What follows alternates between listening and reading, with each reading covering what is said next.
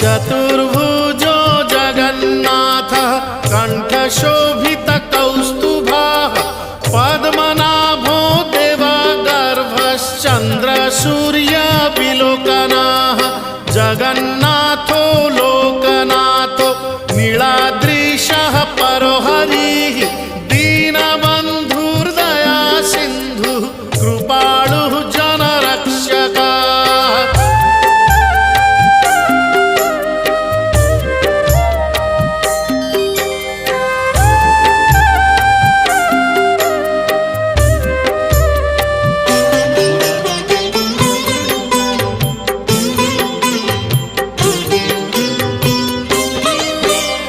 कंबुपाणिः चक्रपाणिः